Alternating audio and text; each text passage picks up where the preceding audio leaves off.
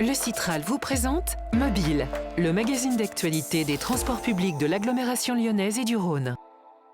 Le Citral a voté son plan de mandat pour la période 2021-2026.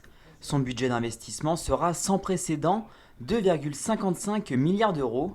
Il traduit l'ambition des élus de développer un réseau multimodal, maillant le territoire jusqu'à sa périphérie, pour se positionner toujours plus en alternative à la voiture individuelle. 4 lignes de tramway supplémentaires vont ainsi voir le jour. La ligne T6 Nord s'inscrira en prolongement de T6 pour relier les hôpitaux Est à l'Adoua. T8 fera la connexion entre Bellecour et Pardieu. Des études sont menées pour déterminer un terminus à l'Adoua ou Vaux-en-Velin.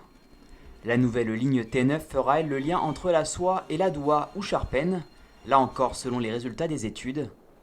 Enfin, plus au sud, la ligne T10 partant de la gare de Vénissieux irriguera la commune de Saint-Fond et ralliera Gerland. De plus, nous allons acheter des nouvelles rames, passer de 107 à 150 rames, ce qui va permettre par exemple d'améliorer de 30% la capacité de T1.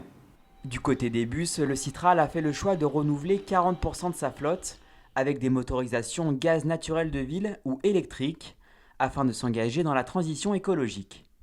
Nous allons également créer une ligne forte de bus à haut niveau de service entre Pardieu et Genasse de 20 km. Et puis, il y a des navettes express sur M6, M7 au nord comme au sud. Et enfin, nous allons améliorer une dizaine de corridors bus pour gagner en termes de vitesse de ces bus pour les déplacements du quotidien.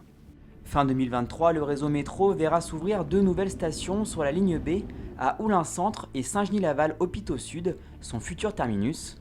En parallèle, un vaste programme de modernisation prévoit d'exploiter progressivement la ligne B en pilotage automatique, comme sur la ligne D, avec l'acquisition de 30 nouvelles rames sans conducteur permettant d'augmenter les capacités. Enfin, petite révolution, une ligne de transport par câble fera son apparition dans le ciel de la métropole en 2025. Ça va permettre, avec 7 ou 8 stations, de transporter autour de 20 000 personnes par jour et par exemple de mettre 11 minutes pour aller de Gerland à Sainte-Foy-les-Lyons ou 20 minutes pour aller de Francheville à Gerland. C'est un mode adapté, innovant, qui correspond aux collines que nous avons et c'est la solution la plus efficace pour les habitants.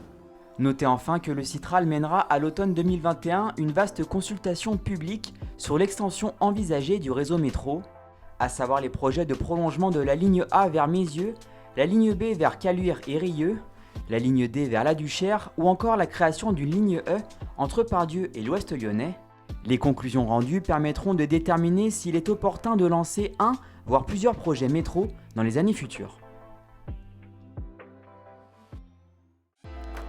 Le Citral vous a présenté Mobile, le magazine d'actualité des transports publics de l'agglomération lyonnaise et du Rhône.